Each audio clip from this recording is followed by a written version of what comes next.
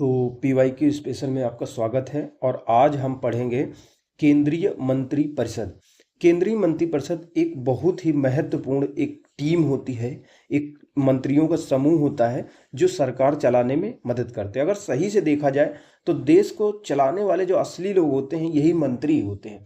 IAS PCS तो पीछे से काम कर रहे होते हैं, IAS IPS वगैरह, लेकिन वो केवल इनको सलाह देते हैं। सलाह को मानेगा, उनके हिसाब से चलेगा, यही अपने हिसाब से काम करते हैं। ठीक है, तो एक प्रधान, जैसे चुनाव हुआ, मान लो प्रधानमंत्री का चुनाव हो रहा है, लोकसभा का चुनाव हो रहा है या किसी चीज का चुनाव हो रहा है, तो लोकसभा का चुनाव हो गया तो जिस पार्टी को जीत गया, जिस गठबंधन को, जिस पार्टी को जीत गया, तो उसी का पहले प्रधानमंत्री बन जाता है। मान लो कांग्रेस जीती तो राहुल गांधी और BJP जीती तो मोदी जी। अब ये बन गए। अब ये अकेले तो पूरा देश नहीं चला सकते, इतने ज्यादा विभाग हैं, इतने सारे काम हैं, खाद्य मंत्रालय, सुरक्षा मंत्रालय, ये मंत्रालय, वो मंत्रालय, मतलब इतनी सारी। अब अकेले तो ये लोग क्या करते हैं, अपनी एक टीम तैयार करते हैं और टीम में ये लोग उनको रखते हैं जो इनके बहुत ज़्यादा विश्वसनीय होते हैं, जिनको जरूर पता होता है कि ये लोग मतलब हमारे अच्छे हैं, या फिर इनके मौके पे कोई काम आया रहता है तो उनको ये लोग क्या करते हैं, या फिर बहुत ज़्यादा कोई योग्य होता है तो उनको ये जो प्रधानमंत्री बन जाते हैं जैसे जीतने के बाद में, तो ये मेन व्यक्ति जो इनके विश्वसनीय होते हैं उनको मंत्री बनाते हैं।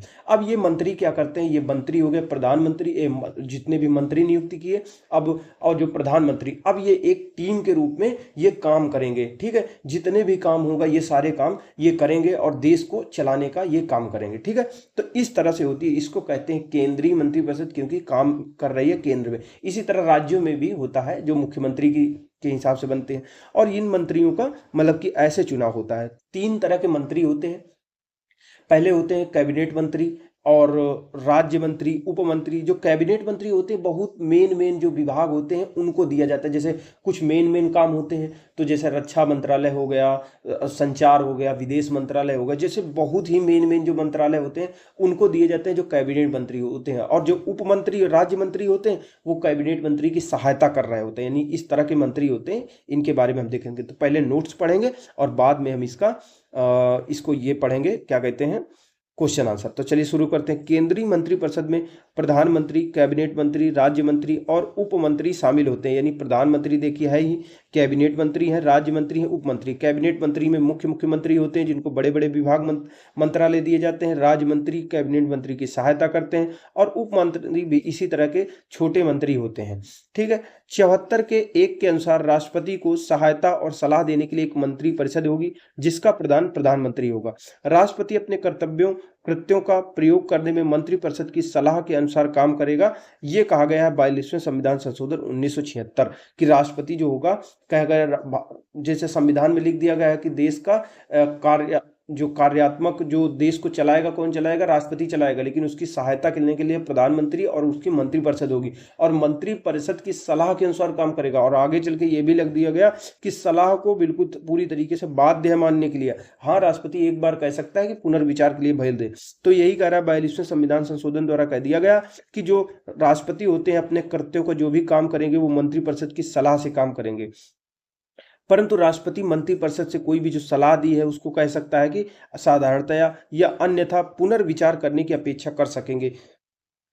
लेकिन राष्ट्रपति के बाद में पुनर्विचार के बाद में फिर से भेज दिया मंत्रिपरिषद ने प्रधानमंत्री से कि यही करना, तो फिर उनको करना होगा। राष्ट्रपति ऐसे पुनर्विचार के पश्चात दी गई सलाह के अनुसार काम करेंगे। ये कहा गया है 44वें संशोधन के माध्यम से कि करना ही होगा। अनुच्छेद 74 के 2 के अनुसार इस प्रश्न की किसी न्यायालय में जांच नहीं की जाएगी कि क्या मंत्रियों ने राष्ट्रपति को कोई सलाह दी है, या सलाह दी है तो कौन सी सलाह दी है, क्या सलाह। मान लो जैसे राष्ट्रपति शासन चला रहे हैं, प्रधानमंत्री मंत्रिपरिषद उनकी सहायता कर रहे हैं एक टीम के रूप में, तो कोर्ट में कोई केस नहीं कर सकता कि इनको सलाह नहीं दी या अच्छी सलाह नहीं दी, गलत सलाह दी। वो उनका पर्सनल मामला है, यहाँ बात लागू होती है उनकी पर्सनल चीजों की। ठीक है, तो सलाह की जांच वांच नहीं होती है, लेकिन सलाह के हिसाब से काम करना होता है राष्ट्रपति को। 75 के 1 के अनुसार प्रधानमंत्री की नियुक्ति राष्ट्रपति द्वारा की जाती है और अन्य मंत्रियों की नियुक्ति राष्ट्रपति प्रधानमंत्री की सलाह से करते हैं। तो जो बहुमत दल का नेता होता है या सबसे बड़े गठबंधन का नेता होता है, राष्ट्रपति उसको प्रधानमंत्री नियुक्त करते हैं और फिर प्रधानमंत्री कहता है कि हमारी टीम में ये मंत्री, ये व्यक्ति ये मंत्री बनेगा, ये मंत्रालय को संभालेगा, ये व्यक्ति ये मंत्रालय को, ये सांसद संभालेगा। तो फिर राष्ट्रपति अन्य मंत्रियों की नियुक्ति कर देते हैं। 75 के 1 के अनुसार मंत्रिपरिषद में प्रधानमंत्री सहित मंत्रियों की कुल संख्या लोकसभा के सदस्यों की कुल संख्या के 15% से अधिक नहीं होनी चाहिए। 91 संशोधन 2003 के माध्यम से ये बात जोड़ी गई। हुआ ये था कि तुम हमारी पार्टी में शामिल हो जाओ, पार्टी में जोड़ तोड़ किया करते थे, जो तो लालची लोग इधर से उधर हो जाते थे, दल बदलू लोग। तो उसी चीज को रोकने के लिए किया गया कि असंख्य मंत्री बन जाते थे, किसी का कोई विभाग मंत्रालय का पता ही नहीं, इतने मंत्री टहलते थे, पता ही नहीं कुछ, यानी बात करने के लिए बात बात पे मंत्री बना दिया।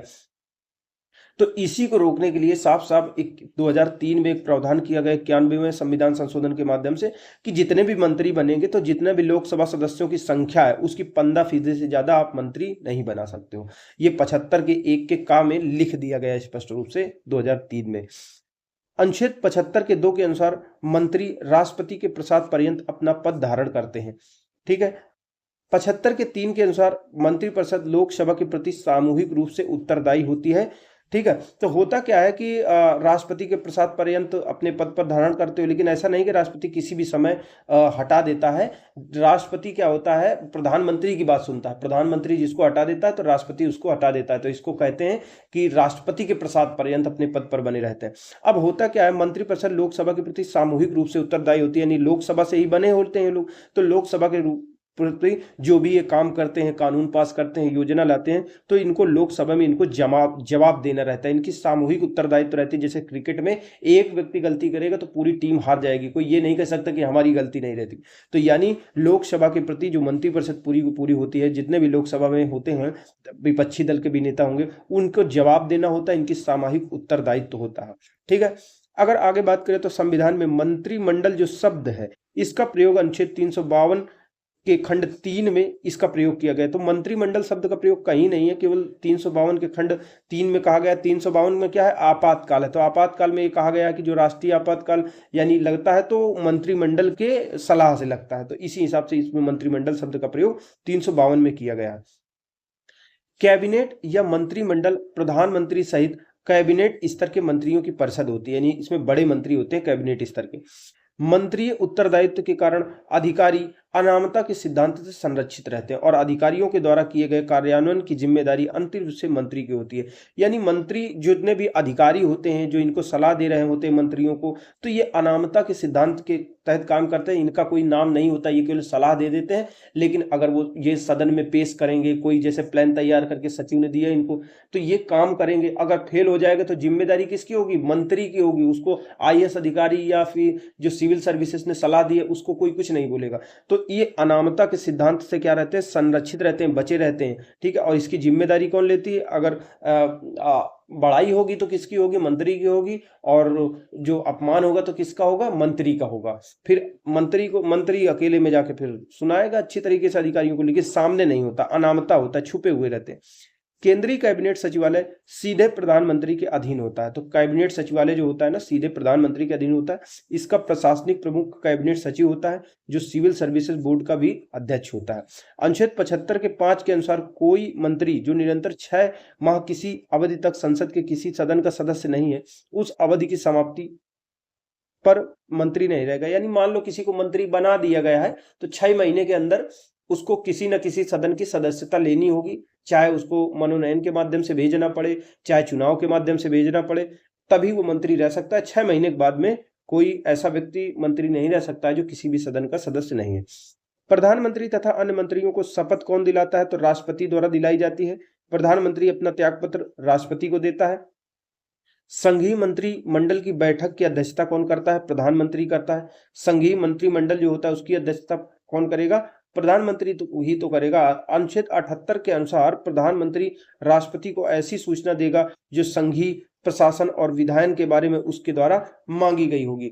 तो प्रधानमंत्री जी जो होते हैं राष्ट्रपति को समय समय पर सारी सूचनाएं देते हैं कि देखो प्रशासन से संबंधित ये योजना चलाई गई है, ये कानून, ये नियम बनाया गया है, और विधान के बारे में भी सूचना समय समय पर देते रहते हैं। लेकिन अगर इन्होंने नहीं दिया है और राष्ट्रपति मांगते हैं तो इनको देना पड़ेगा प्रधानमंत्री को, राष्ट्रपति को सूचना जो वो मांगेंगे।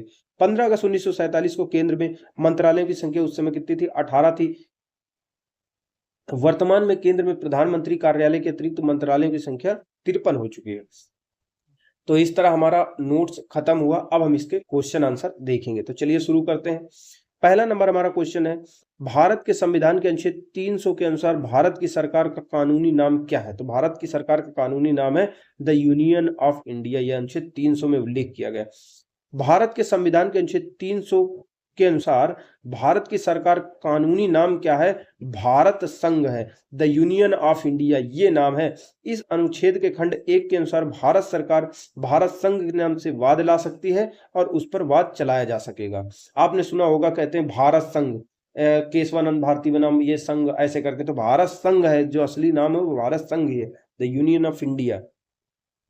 निम्नलिखित कथनों पर आपको विचार करना है, नीचे दिए गए कूट से आपको उत्तर का चुनाव करना है। चलिए देखते हैं, चुनाव करते हैं। सी नंबर 2, 3, 4 इसके सही है।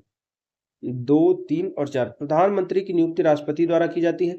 प्रधानमंत्री मंत्रिपरिषद के प्रधान होते हैं, क्योंकि इन्हीं की मंत्री की नियुक्ति कौन करता है? प्रधानमंत्री ही तो करते हैं, तो प्रधान तो होंगे ही। यह आवश्यक नहीं है कि नियुक्ति के समय प्रधानमंत्री संसद के किसी सदन के सदस्य हो। तो सही बात है, कोई ऐसा व्यक्ति जो किसी भी सदन का सदस्य नहीं है, चुनाव भी नहीं लड़ा, उसको भी प्रधानमंत्री चुना जा सकता है। कौन चुनेगा? जो सांसद बन के गए हैं, वो अपने में से चुन लेते हैं या बाहरी को चुन लेते हैं, लेकिन 6 महीने के अंदर उनको सदस्यता किसी न किसी सदन की लेनी पड़ेगी। संविधान के अनुच्छेद 53 के 1 के अनुसार संघ की कार्यपालिका शक्ति राष्ट्रपति में निहित होती है और वह इसका प्रयोग कैसे करता है? स्वयं करेगा या अपने अधीनस्थ अधिकारियों द्वारा करेगा? राष्ट्रपति। अनुच्छेद 74 के 1 के तहत किया गया है कि प्रधानमंत्री मंत्रिपरिषद के प्रधान होते हैं, और 75 के 1 में कहा गया है कि प्रधानमंत्री की नियुक्ति राष्ट्रपति द्वारा होती है। 75 के 5 में प्रावधान है कि के तहत कोई भी व्यक्ति ये संसद का सदस्य नहीं है और तो वह भी प्रधानमंत्री बन सकता है या मंत्रिपरिषद में सम्मिलित हो सकता है। प्रधानमंत्री बन जाए, मंत्री बन जाए, कुछ भी बन सकता है, लेकिन 6 महीने के भीतर उसे किसी न किसी सदन की सदस्यता अवश्य लेनी पड़ेगी, नहीं तो हट जाएगा। भारत के प्रधानमंत्री के विषय में निम्नलिखित कथनों में से कौन सा सही है? तो प्रधानमंत्री मंत्रिपरिषद के वास्तविक नेता होते हैं। ठीक है, व्याख्या पढ़ते हैं। भारत के संविधान के अनुच्छेद 74 के 1 में स्पष्ट रूप से लिखा हुआ है कि राष्ट्रपति को सलाह और सहायता देने के लिए एक मंत्रिपरिषद होगी, इसका प्रधान प्रधानमंत्री होगा। राष्ट्रपति अनिवार्यतः एक ऐसे व्यक्ति को प्रधानमंत्री, देखो राष्ट्रपति ऐसे व्यक्ति को प्रधानमंत्री नियुक्त करते हैं जो उस दल का नेता, जो बहुमत प्राप्त दल का नेता होता है, या ऐसा व्यक्ति जो अन्य राजनीतिक दलों का समर्थन प्राप्त करके लोकसभा में विश्वास में, यानी गठबंधन का नेता हो या राजनीतिक दलों का समर्थन प्राप्त कर ले या बहुमत का नेता हो, तो उसको राष्ट्रपति प्रधानमंत्री नियुक्त कर देते हैं। अन्य सभी मंत्री राष्ट्रपति द्वारा प्रधानमंत्री की सलाह पर नियुक्त किए जाते हैं। 75 के 3 के तहत साफ साफ कहा गया है, मंत्रिपरिषद यानी प्रधानमंत्री सहित मंत्रिपरिषद लोकसभा के प्रति सामूहिक रूप से उत्तरदायी होती है।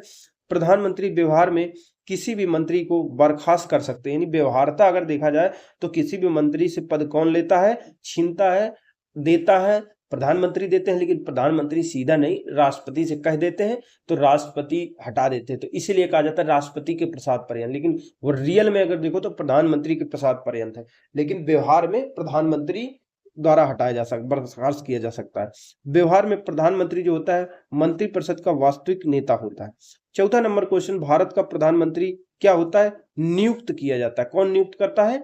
राष्ट्रपति द्वारा नियुक्त किया जाता है। प्रधानमंत्री के लिए थोड़े आप वोट डालते हो, आप तो सांसदों के लिए वोट डालते हो। जो मोदी जी हैं वो भी तो वहां के सांसद हैं, वाराणसी के, तो सांसद मिलकर अपना प्रधान चुनते हैं, प्रधानमंत्री।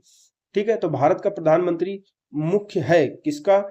केंद्रीय सरकार का मुख्य होता है। अनुच्छेद 74 के 1 के अनुसार राष्ट्रपति को सहायता और सलाह देने के लिए एक मंत्रिपरिषद होगी, जिसका प्रधानमंत्री होगा। राष्ट्रपति अपने कर्तव्यों का प्रयोग करने में ऐसी सलाह के अनुसार करेगा जो मंत्रिपरिषद देगी उसको। ठीक है, इस प्रकार भारत का प्रधानमंत्री केंद्रीय सरकार का व्यवहारिक प्रमुख होता है।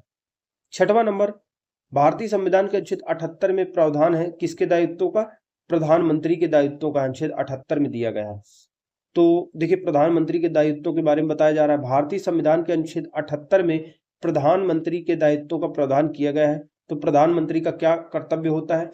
कि प्रधानमंत्री का पहला ये कर्तव्य होता है कि संघ के कार्यकलाप के प्रशासन संबंधी, विधान विषयक प्रस्थापनों संबंधी मंत्रिपरिषद के सभी विनिश्चय राष्ट्रपति को संसूचित करे। संघ के कार्यकलाप प्रशासन संबंधी, विधान विषयक प्रस्थापनों संबंधी जानकारी राष्ट्रपति जो मांगे वह उसको दे। किसी भी विषय पर जिस पर किसी मंत्री ने विनिश्चय कर लिया है किंतु मंत्रिपरिषद ने विचार नहीं किया है, राष्ट्रपति द्वारा अपेक्षा किए जाने पर मंत्री समक्ष विचार के लिए लाया। यानी सीधी सी बात इसमें कहा जा रहा है कि जैसे राष्ट्रपति और प्रधानमंत्री सरकार चला रहे हैं वास्तविक में। अब प्रधानमंत्री की ये जिम्मेदारी बनती है कि प्रधानमंत्री जितने भी प्रशासन से संबंधित डिसीजन लिए गए हैं, काम किए गए हैं, जितने भी कानून बनाने, विधान विषयक जितने भी काम किए जा रहे हैं, जितने भी मंत्रिपरिषद ने काम किए हैं, जितने भी निश्चय मतलब काम किए, वो राष्ट्रपति को सूचना दें। और नहीं देते हैं, मान लीजिए किसी विषय पर रह जाते हैं, तो अगर राष्ट्रपति मांगेगा तो उसको दे दें, ठीक है। और किसी विषय पर मान लो कोई मंत्री ने डिसीजन ले लिया है, कोई सोच रहा है कि हम ये करेंगे, ये करेंगे, ये प्रस्ताव लाएंगे, तो उसको क्या कहते हैं, राष्ट्रपति कहेंगे कि सभी के सामने रखेंगे, मंत्रिपरिषद के सामने, कि सब लोग मिलकर इस पर विचार करो। तो कह रहा किसी भी विषय को जिस पर किसी मंत्री ने कोई भी निश्चय कर लिया है किंतु उस पर मंत्रिपरिषद ने विचार नहीं किया है, तो राष्ट्रपति द्वारा अपेक्षा किए जाने पर मंत्रिपरिषद के सामने उसको विचार के लिए रखा जाता है कि देखो, देख लो क्या कह रहा है मंत्री तुम्हारा। निम्नलिखित कथनों पर आपको विचार करना है। चलिए देखते हैं, बी नंबर इसका सही है, यानी केवल 2 सही है। संघ सरकार में मंत्रियों की कुल संख्या प्रधानमंत्री को मिला करके लोकसभा के सदस्यों की कुल संख्या से 15% से ज्यादा नहीं होनी चाहिए। ये 2003 में आया था कि मंत्रियों की संख्या लोकसभा के सदस्यों की जो है उससे ज्यादा नहीं होनी चाहिए, 15% से ज्यादा नहीं आना चाहिए। ये आया था 51वें संविधान संशोधन 2003 के जरिए 75 के खंड 1 के पश्चात अंतः स्थापित किया गया 1 का। इसके तहत यह प्रावधान किया गया कि संघीय मंत्रिपरिषद में प्रधानमंत्री सहित मंत्रियों की कुल संख्या लोकसभा के सदस्यों की कुल संख्या के 15% से अधिक नहीं होनी चाहिए। इधर देखते हैं, चलिए ऊपर से, भारत के संविधान में अनुच्छेद 74 के अंतर्गत राष्ट्रपति को सहायता और सलाह देने के लिए मंत्रिपरिषद का तो प्रावधान किया गया है। अतः मंत्रिपरिषद एक संवैधानिक निकाय। संवैधानिक निकाय का मतलब होता है जिनका संविधान में जिनके बारे में लिखा हुआ है वो संवैधानिक निकाय। उल्लेखनीय है कि भारत के संविधान में मंत्रियों को वर्गीकरण नहीं किया गया, यानी मंत्रियों को जो हम कहते हैं कैबिनेट मंत्री है, उप मंत्री है, राज्य मंत्री, ये सब बातें नहीं लिखी हैं, केवल मंत्री लिखा हुआ है, ठीक है। मंत्रिपरिषद की बात कही। भारत में जो मंत्रियों का वर्गीकरण है वो ब्रिटिश संसदीय परंपरा पर आधारित है, यानी ब्रिटेन में जो परंपरा थी तो उसको ही हमने अपना लिया है, तो उसी परंपरा पर आधारित।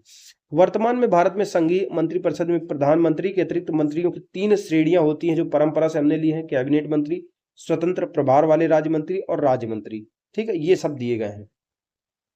अगला जो क्वेश्चन देखते हैं 8वां नंबर, जो 15% होना चाहिए मंत्रियों की संख्या, ये कौन से संविधान संशोधन द्वारा दिया गया था? 51वां संविधान संशोधन जो 2003 में आया था। अगला जो कैबिनेट का तात्पर्य क्या होता है, कैबिनेट स्तर के मंत्री होते हैं। कैबिनेट या मंत्रिमंडल प्रधानमंत्री सहित कैबिनेट स्तर के मंत्रियों की परिषद होती है, जबकि मंत्री परिषद में प्रधानमंत्री एवं कैबिनेट में स्तर के मंत्रियों सहित स्वतंत्र प्रभार वाले राज्य मंत्री, उप मंत्री, यानी जो मंत्री परिषद होती है उसमें सभी मंत्री होते हैं, और कैबिनेट में मुख्य जो बड़े मंत्री होते हैं वो शामिल होते हैं। मंत्रिमंडल का उल्लेख अनुच्छेद 352 में किया गया है। 52 में पहली बार मंत्रिमंडल शब्द का उल्लेख किया गया है, ठीक है, जिसको शामिल किया गया है 44वें संविधान संशोधन के माध्यम से। 10वां नंबर क्वेश्चन है, कैबिनेट में कौन सम्मिलित होता है? केवल कैबिनेट मंत्री ही शामिल होंगे, नाम ही लग रहा है कैबिनेट। 11वां नंबर क्वेश्चन कर रहा है, संविधान में मंत्रिमंडल शब्द का एक ही बार प्रयोग हुआ है, कहां पे? 352 में इसका प्रयोग हुआ है। 352 आपातकाल से संबंधित है। संविधान में मंत्रिमंडल शब्द का प्रयोग केवल अनुच्छेद 352 के खंड 3 में किया गया है, जिसके अनुसार राष्ट्रपति आपातकाल की उद्घोषणा तभी कर सकेंगे जब संघ का मंत्रिमंडल उसे लिखित रूप से ऐसा संसूचित करे, ठीक है। तो लिखित रूप से देना होगा मंत्रिमंडल को, जो प्रधानमंत्री हैं सब लिखित रूप से राष्ट्रपति को देंगे तब आपातकाल लगाया जाएगा। ये कह दिया गया कि लिखित रूप से दे, मंत्रिमंडल दे। ये 44वें संविधान संशोधन द्वारा ये बात कही गई थी और 352 का 3 में जोड़ा गया था, और मंत्रिमंडल का यहाँ पे 2 बार उल्लेख हुआ। पहली बार उल्लेख इसी अनुच्छेद में किया गया और 2 बार किया गया। 12वां नंबर क्वेश्चन, संघ सरकार के संदर्भ में निम्नलिखित कथनों पर आपको विचार करना है, ठीक है। बी नंबर इसका केवल सही, संघ सरकार के विषय में। तो प्रशासनिक सुधार आयोग जो कि 1966 की संस्तुति के आधार पर वर्ष 1970 में कार्मिक विभाग का गठन किया गया था, इसे प्रधानमंत्री के प्रभार के अधीन रखा गया है। तो चलिए दोस्तों हम समझ लेते हैं। सबसे पहले समझते हैं कार्मिक विभाग क्या है। थोड़ा सा टेढ़ा क्वेश्चन है। तो कार्मिक विभाग का मतलब होता है काम करने वाला विभाग, यानी सीधी सी बात है, देश को चलाने के लिए बहुत सारे अधिकारियों की जरूरत होती है, और उन्हीं को जो बड़े बड़े अधिकारी होते हैं, IAS, IPS यानी बड़े बड़े प्रशासनिक अधिकारी होते हैं, IFS वगैरह, यही देश को मतलब एक हिसाब से संभाल रहे होते हैं। तो इनको किस प्रकार से चलाना है, इनको कैसे ट्रेनिंग देना है, इनकी कैसे भर्ती करनी है, ट्रांसफर करना है, प्रमोशन करना है, इन सभी के बारे में जो कामों को देखता है, बड़े बड़े अधिकारियों के बारे में, जैसे IAS, IPS को जो ट्रांसफर होता है सीधा प्रधानमंत्री के अधीन होता है। प्रधानमंत्री मतलब इसमें बहुत पावर रखते हैं। तो कार्मिक विभाग क्या होता है, जितना भी हमारी केंद्रीय मशीनरी होती है जो देश को चलाने वाली होती है, जैसे बड़े बड़े अधिकारी होते हैं, तो उनसे संबंधित होती है, उनके ट्रेनिंग देने से संबंधित, उसी से संबंधित होती है। उसी की बात यहाँ पे कही जा रही है कि वो कैसे उसका गठन हुआ था। तो जो कार्मिक विभाग है वो एकदम से नहीं आ गया, धीरे धीरे आया। तो चलिए इसकी व्याख्या पढ़ते हैं तो समझ में आएगा अच्छी तरीके से। एन गोपालास्वामी अयंगर संविधान सभा की जो प्रारूप समिति थी उसकी एक सदस्य थे।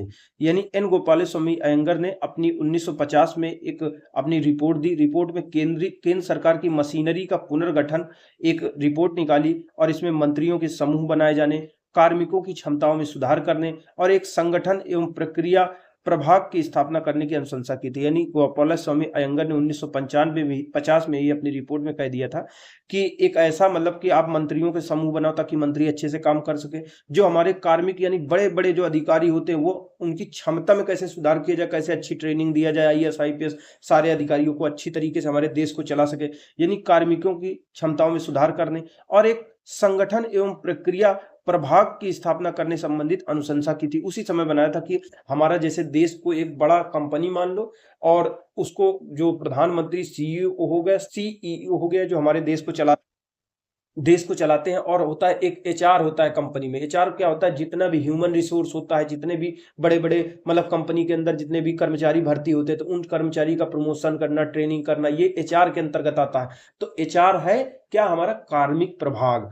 तो इसकी बात चल रही थी कि ऐसा कोई होना चाहिए जो पूरी तरीके से देश को चलाते हैं मेन तौर पे, उनको बनाने के लिए, उनको नियंत्रण में लाने के लिए, उनको अच्छे तरीके से ट्रेंड करने के लिए होना चाहिए। अगली जो बात आई, पहले इन गोपालास्वामी अयंगर ने उठाया, फिर उठाया प्रशासनिक सुधार आयोग जो कि 1966 में गठित किया गया था। 69 में रिपोर्ट दी। इसमें कहा भारत सरकार की मशीनरी, ये अपनी रिपोर्ट का नाम रखा, में प्रधानमंत्री के प्रत्यक्ष प्रभार के तहत एक पृथक कार्मिक विभाग के गठन की अनुशंसा की थी। फिर उसके बाद 1970 में नए कार्मिक विभाग का गठन कैबिनेट सचिवालय के तहत किया गया, यानी कार्मिक विभाग का देखिए गठन किया गया। फिर इसे 73 में क्या कर दिया गया, कार्मिक और प्रशासनिक सुधार विभाग नाम कर दिया गया। फिर 77 में इस विभाग को कैबिनेट सचिवालय से हटाकर गृह मंत्रालय के तहत आ दिया अलग। फिर इसे गृह मंत्रालय से प्रधानमंत्री के स्वतंत्र प्रभार के अंतर्गत आ गया। मार्च 1985 में इसे कार्मिक एवं प्रशिक्षण, प्रशासनिक सुधार, लोक शिकायत, पेंशन मंत्रालय में परिवर्तित कर दिया गया, जिसका समग्र प्रभार प्रधानमंत्री के अंतर्गत आता है। यानी जो कार्मिक मंत्रालय है आज किस नाम से जाना जा रहा है, कार्मिक एवं प्रशिक्षण, प्रशासनिक सुधार, लोक सहायता, पेंशन मंत्रालय में परिवर्तित कर दिया, जो प्रधानमंत्री के सीधे नियंत्रण में आता है। ठीक है। अगला जो हमारा 13वां नंबर क्वेश्चन है, संघ सरकार के संदर्भ में निम्नलिखित कथनों पर आपको विचार करना है। ठीक है, B नंबर इसका सही है। हर एक मंत्रालय को प्रधानमंत्री की सलाह पर भारत के राष्ट्रपति द्वारा किसी मंत्री को प्रदान किया जा सकता है। हर एक मंत्रालय, कोई भी मंत्रालय है, प्रधानमंत्री की जब सलाह होगी तो राष्ट्रपति उसी मंत्री को प्रदान कर देगा जिसको प्रधानमंत्री सलाह देगा। ये बात सही है। व्याख्या पढ़ते हैं। कैबिनेट सचिव जो होते हैं, कैबिनेट सचिवालय के प्रमुख होते हैं, जो सिविल सर्विसेज बोर्ड के पदेन अध्यक्ष भी होते हैं। मंत्रालय की विभिन्न गतिविधियों के बारे में एवं कार्य संचालन संबंधी नियमों के बारे में जानकारी प्राप्त करना इनका कार्य होता है। यानी कैबिनेट सचिव कार्य करते हैं। जो भी हमारा मंत्रालय होता है, इसकी विभिन्न प्रकार की गतिविधियां होती है कि इनमें काम कैसे चल रहा है, इनके नियमों के बारे में, ये सब काम कैबिनेट सचिव करते हैं। भारत सरकार जो कार्य आवंटन नियम 1961 के तहत सरकार के मंत्रालय और विभाग राष्ट्रपति द्वारा प्रधानमंत्री की सलाह पर सृजित किए जाते हैं। प्रधानमंत्री की सलाह पर भारत के राष्ट्रपति द्वारा किसी भी मंत्री को नियुक्त किया जा सकता है, मंत्रालय या विभागों को बंटवारा किया जा सकता है, और ये सभी राष्ट्रपति करते हैं लेकिन प्रधानमंत्री की सलाह पर करते हैं। 14 नंबर क्वेश्चन, संसदीय शासन में वास्तविक कार्यपालिकाई शक्ति किसके पास होती है? तो वास्तविक शक्ति हमारे प्रधानमंत्री के अंतर्गत होती है। भारतीय संविधान के अनुसार प्रधानमंत्री का पद बहुत ही महत्वपूर्ण पद होता है। संसदीय व्यवस्था में राष्ट्रपति तो केवल नाम मात्र के ही कार्यकारी प्रमुख होते हैं। वास्तविक कार्यकारी शक्तियां जो होती हैं वो प्रधानमंत्री के पास होती हैं। 74 के एक के अनुसार राष्ट्रपति को सहायता और सलाह देने के लिए एक मंत्रिपरिषद होगी जिसके प्रधानमंत्री होगा, और राष्ट्रपति अपने कृत्यों के पालन करने में ऐसी सलाह के अनुसार काम करेगा जो ये देंगे और मानने के लिए बाध्य भी होगा। निम्नलिखित कथनों पर आपको विचार करना है, इसका केवल एक ही सही है।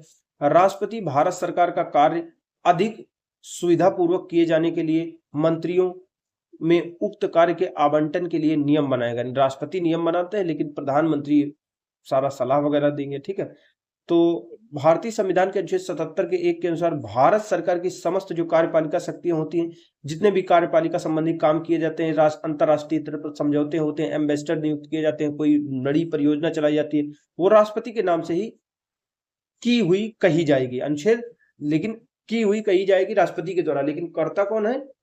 प्रधानमंत्री और उसकी मंत्रिपरिषद। अनुच्छेद 77 के 3 के अनुसार राष्ट्रपति भारत सरकार का कार्य अधिक सुविधा पूर्वक किए जाने के लिए और मंत्रियों में उक्त कार्य के आवंटन के लिए नियम बनाते हैं और राष्ट्रपति बनाते हैं। 16वां नंबर, यदि भारत के प्रधानमंत्री संसद के उच्च सदन के सदस्य हैं तो क्या होगा? 1 नंबर, वे अविश्वास प्रस्ताव की स्थिति में अपने पक्ष में वोट नहीं दे सकेंगे। देखिए होता क्या है, सामान्य तौर पर जो प्रधानमंत्री बनते हैं उनको लोकसभा का सदस्य होना चाहिए, लेकिन लोकसभा के नहीं, मान लो राज्यसभा के हैं, तो ऐसी स्थिति में जो अविश्वास प्रस्ताव हमेशा लाया जाता है, क्योंकि आपने पढ़ा होगा पूरी की पूरी जो मंत्रिपरिषद होती है, जो टीम होती है मंत्रियों की, प्रधानमंत्री सहित, ये लोकसभा के प्रति उत्तरदायी होती है। अब लोकसभा में इनके खिलाफ आ गया अविश्वास प्रस्ताव, तो लोकसभा में वोट पड़ रहा है इनके खिलाफ, अगर ये लोकसभा के सदस्य होते तो वोट अपने पक्ष में आया है तो इनका भी तो एक वोट होता कि भाई हम गलत नहीं है, तो चूंकि राज्यसभा के सदस्य हैं तो अपना वोट डाल ही नहीं जाएंगे, अपने पक्ष में वोट डाल ही नहीं सकते। अगर लोकसभा के सदस्य होते तो अपने पक्ष में डाल लेते वोट। प्रधानमंत्री या मंत्रिपरिषद का कोई सदस्य, प्रधानमंत्री या मंत्रिपरिषद का कोई भी सदस्य हो जो किसी भी सदन का सदस्य है, वहां वह बोल सकता है, मतदान कर सकता है, किंतु वह जिस सदन का सदस्य नहीं है वहां बोल तो सकता है लेकिन मतदान नहीं कर सकता है। अविश्वास प्रस्ताव मंत्रिपरिषद में लोकसभा के विश्वास के निर्धारण हेतु लोकसभा में ही लाया जाता है। नहीं, अविश्वास प्रस्ताव कहां लाया जाता है? क्योंकि मंत्रिपरिषद लोकसभा के प्रति उत्तरदायी है, तो लोकसभा के प्रति उत्तरदायी है, जवाब देना है लोकसभा में। लोकसभा को अगर विश्वास नहीं रह गया तो लोकसभा अविश्वास प्रस्ताव ले आएगी। ठीक है, अगला अगर देखें अतः यदि भारत के प्रधानमंत्री संसद के उच्च सदन के सदस्य राज्यसभा के हैं तो वे अविश्वास प्रस्ताव अगर उनके खिलाफ आता है तो ऐसी स्थिति में अपना वोट नहीं डाल सकेंगे। यदि प्रस्ताव लोकसभा में पारित हो जाए तो मंत्रिपरिषद को त्यागपत्र देना पड़ेगा। 17 नंबर, भारतीय संविधान के निम्नलिखित प्रावधानों में से कौन सा प्रावधान मंत्रिपरिषद की नियुक्ति और पदच्युति को विवेचित करता है? मंत्रियों परिषद की नियुक्ति और उनको हटाने से संबंधित अनुच्छेद 75।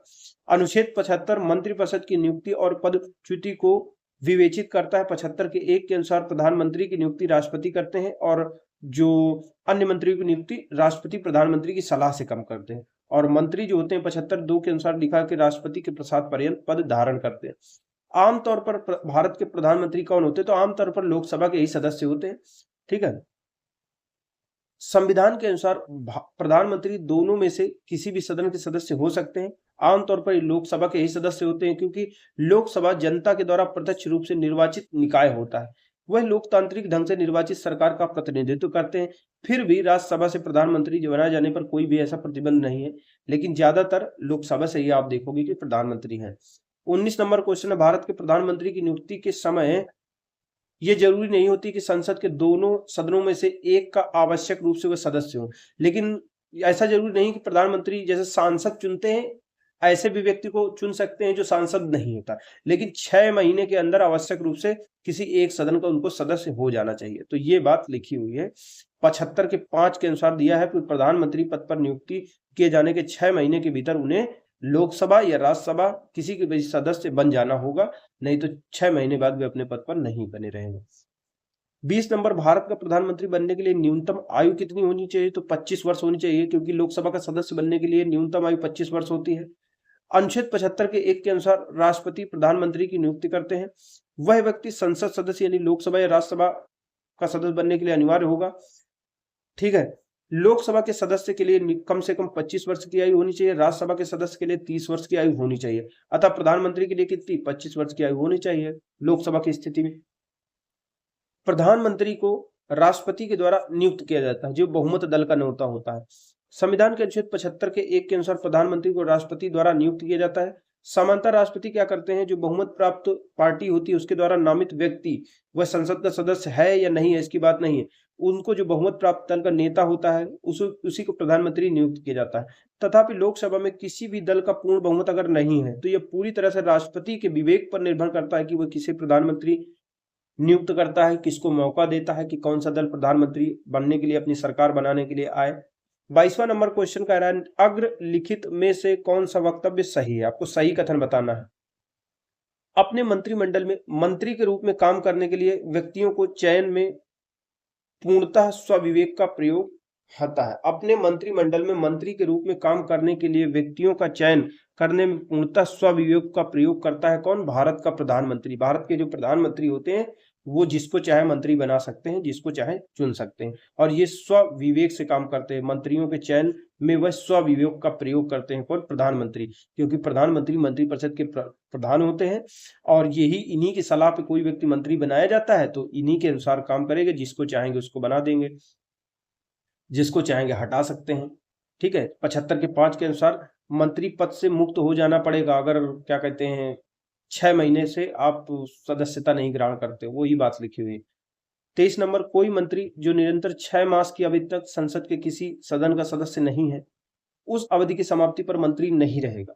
यह संविधान के किस अनुच्छेद में किया गया है? 75 के 5 में दिया गया है कि देखो मंत्री बन जाओ अगर लोकसभा राज्यसभा किसी भी सदस्य नहीं हुए, लेकिन 6 महीने में भाई सदस्यता ले लो, नहीं 6 महीने बाद हम कुछ नहीं कर सकते, आप मंत्री नहीं रहोगे। जो व्यक्ति संसद का सदस्य नहीं है केंद्रीय मंत्री रह सकता है 6 महीने तक। भारत में वह मंत्री जो संसद के सदनों में से किसी भी सदन का सदस्य नहीं है मंत्री रह सकता है, 6 महीने बाद मंत्री पद से हट जाएगा। 26 नंबर, भारत की संसद के संबंध में निम्नलिखित में से कौन सा कथन सही नहीं है? तो संसद में कौन सा सदन, मंत्रिमंडल की सदस्यता निम्न सदन तक सीमित होती है। तो ये बात गलत है। ऐसा थोड़ी ना कि जो मंत्री बनाए जाते हैं केवल लोकसभा से ही बनाए जा सकते हैं, राज्यसभा से भी बनाया जा सकता है। सही वाले पढ़ लेते हैं। संविधान में एक संसदीय प्रणाली की सरकार का प्रावधान है, बिल्कुल सही बात है। संसद का सर्व प्रमुख कार्य होता है मंत्रिमंडल का प्रावधान करना। संसद का सर्व प्रमुख कार्य है मंत्रिमंडल का प्रावधान करना। मंत्रिमंडल को लोकप्रिय सदन के रूप में बहुमत का विश्वास प्राप्त रहना चाहिए, यानी मंत्रिमंडल को बहुमत का विश्वास प्राप्त प्रस्ताव लोकप्रिय सदन जो लोकसभा होता है, मंत्रिमंडल को लोकप्रिय सदन में यानी लोकसभा में बहुमत का विश्वास हासिल होना चाहिए। मंत्रिमंडल का सदस्य निम्न सदन यानी लोकसभा के साथ साथ उच्च सदन से भी बन सकता है, यहां तक कि दोनों सदनों से बाहर का व्यक्ति भी बनाया जा सकता है 6 महीने के भीतर, लेकिन सदस्यता ले ले। 27 नंबर, भारत का प्रधानमंत्री किसके प्रति जवाबदेह होता है? तो वो जवाबदेह होता है पूरी की पूरी प्रधानमंत्री, क्या पूरी की पूरी मंत्रिपरिषद। 75 के 3 में कहा गया है कि वो लोकसभा के प्रति उत्तरदायी होगी, जवाबदेह होगी। भारतीय संविधान के 75(3) के अनुसार मंत्रिपरिषद सामूहिक रूप से लोकसभा के प्रति उत्तरदायी होती है। चूंकि मंत्रिपरिषद का प्रधान कौन? प्रधानमंत्री होता है, तब प्रधानमंत्री भी लोकसभा के प्रति ही जवाबदेह होगा। 28 नंबर, मंत्रिपरिषद सामूहिक रूप से किसके प्रति उत्तरदायी होती है? तो सामूहिक रूप से देखिए 1, 2, 3 लोकसभा के प्रति उत्तरदायी होती है मंत्रिपरिषद सामूहिक रूप से। एक संवैधानिक बाध्यता के अंतर्गत होती है, अनुच्छेद 75 के 3 के अंतर्गत उत्तरदायी होती है। ठीक है, संविधान के अनुच्छेद 75 के 3 के अनुसार मंत्रिपरिषद सामूहिक रूप से लोकसभा के प्रति उत्तरदायी होती है। यह एक संवैधानिक उसके ऊपर बाध्यता होता है। ठीक है, और 75 के 3 में ऐसा अनुच्छेद 75(3) संविधान में नहीं है। अच्छा, 74(3) संविधान में, सॉरी 74(3) संविधान में। 29 नंबर, मंत्रिपरिषद उत्तरदायी होती है, तो इसमें विवादित है। अनुच्छेद 75 के 3 के अनुसार मंत्रिपरिषद लोकसभा के प्रति सामूहिक रूप से उत्तरदायी होती है। ठीक है, लोकसभा के प्रति इसमें कहीं दिया नहीं लोकसभा, तो मंत्रिपरिषद सामूहिक रूप से लोकसभा। 30 नंबर, मंत्रिपरिषद किसके प्रति उत्तरदायी होती है? तो मंत्रिपरिषद लोकसभा के प्रति उत्तरदायी होती है, इसमें नहीं दिया हुआ है। 31 नंबर, मंत्रिपरिषद सामूहिक रूप से निम्न में से किसके प्रति उत्तरदायी होती है? तो मंत्रिपरिषद सामूहिक रूप से लोकसभा के प्रति उत्तरदायी होती है। संघीय मंत्रिपरिषद के मंत्री सामूहिक रूप से किसके प्रति उत्तरदायी होते हैं? तो केवल लोकसभा के प्रति उत्तरदायी होते हैं। ठीक है, दिया हुआ है 75 के 2 के अनुसार संघीय मंत्रिपरिषद के जो मंत्री होते हैं वो राष्ट्रपति के प्रसाद पर्यंत पद धारण करते हैं। अनुच्छेद 75 के 3 के अनुसार मंत्रिपरिषद सामूहिक रूप से लोकसभा के प्रति उत्तरदायी होते हैं। ये पॉइंट बहुत पूछा जाता है। मंत्रिपरिषद सामूहिक रूप से उत्तरदायी होते हैं लोकसभा के प्रति, किस अनुच्छेद में? 75 के 3 में। जो 33वां नंबर हमारा क्वेश्चन है वो है भारतीय संविधान के संदर्भ में निम्नलिखित कथनों पर आपको विचार करना है, केवल एक सही है इसमें। ठीक है, संघ मंत्रिपरिषद लोकसभा के प्रति सामूहिक रूप से उत्तरदायी होती है। सामूहिक रूप से उत्तरदायी होती है जो संघीय मंत्रिपरिषद होती है, लोकसभा के प्रति सामूहिक रूप से उत्तरदायी होती है। 34वां नंबर क्वेश्चन कथन और कारण वाला है। चलिए देखते हैं इसमें। भारत संघ में मंत्रिपरिषद जो होती है संयुक्त रूप से लोकसभा और राज्यसभा दोनों के प्रति उत्तरदायी होती है, तो नई बात है, लोकसभा के प्रति केवल उत्तरदायी होती है। लोकसभा तथा राज्यसभा दोनों के संसद संघीय सरकार में मंत्री बनने के लिए, यानी कोई भी मंत्री बन सकता है, चाहे दोनों सदनों का सदस्य हो, चाहे एक सदन का हो, चाहे राज्यसभा का हो, लोकसभा का हो, या फिर बाहर का भी, उसको भी बनाया जा सकता है, लेकिन 6 महीने वाला होना चाहिए। ठीक है, तो दूसरा सही है, यानी कथन गलत है, कारण सही है, ये दिया हुआ है। अगला 35वां नंबर क्वेश्चन, निम्नलिखित कथनों पर आपको विचार करना है। केंद्र में मंत्रिपरिषद संसद के प्रति सामूहिक रूप से उत्तरदायी होती है। तो जो मंत्रिपरिषद होती है सामूहिक रूप से, बी नंबर इसका सही है, दूसरा और तीसरा। चलिए इसको पढ़ देते हैं, दूसरा और तीसरा। संघीय मंत्री भारत के राष्ट्रपति के पर्यंत अपना पद धारण करते हैं, यानी जब तक राष्ट्रपति चाहते हैं बने रहते हैं। विधि निर्माण हेतु प्रस्ताव के बारे में प्रधानमंत्री जो होते हैं राष्ट्रपति को सूचित करेंगे, ये भी बात सही है। तो 2 और 3 सही होते हैं। चलिए ऑप्शन देखते हैं। 75 के 3 में कहा गया है कि मंत्रिपरिषद लोकसभा के प्रति सामूहिक रूप से उत्तरदायी होती है, न कि राष्ट्रपति लोकसभा और राज्यसभा के प्रति आते हैं, ये सही नहीं है। दूसरा 75 के 2 में कहा गया है कि मंत्री राष्ट्रपति के प्रसाद पर्यंत अपना पद धारण करते हैं। 78 के का के अनुसार प्रधानमंत्री का यह कर्तव्य है कि संघ के कार्यकलाप संबंधी जो भी प्रशासन से संबंधित विधान विषयक जो भी प्रस्तापन है वो संबंधित जितने भी मंत्रिपरिषद के जितने भी विनिश्चय हैं वो राष्ट्रपति को संसूचित करें। 36 निम्नलिखित में से किसका भारत के संविधान में तो स्पष्ट उल्लेख नहीं है पर परिपाटी के रूप में पालन है, यानी ऐसा पालन किया जाता है, संविधान में नहीं दिया हुआ है। बी नंबर, प्रधानमंत्री यदि निम्न सदन में बहुमत खो दे तो उसे त्याग पत्र दे देना चाहिए। ये स्पष्ट रूप से संविधान में तो स्पष्ट रूप से उल्लेख नहीं है, लेकिन पालन किया जाता है परंपराओं से, क्योंकि ब्रिटिश परंपरा को हम लोग पालन कर रहे हैं। कि होता क्या है कि प्रधानमंत्री यदि निम्न सदन में अपना लोकसभा में अपना बहुमत खो देता है तो उसे त्याग पत्र दे देना होता है। ठीक है, प्रधानमंत्री यदि लोकसभा में बहुमत खो दे तो वह त्याग पत्र दे देता है। इसका संविधान में इस बात का उल्लेख नहीं है, किंतु निम्न सदन के प्रति मंत्रिपरिषद के सामूहिक उत्तरदायित्व की व्यवस्था 75 के 3 के अंतर्गत यह परंपरा बनी है। ठीक है, वह बहुमत खोते ही त्यागपत्र दे देता है।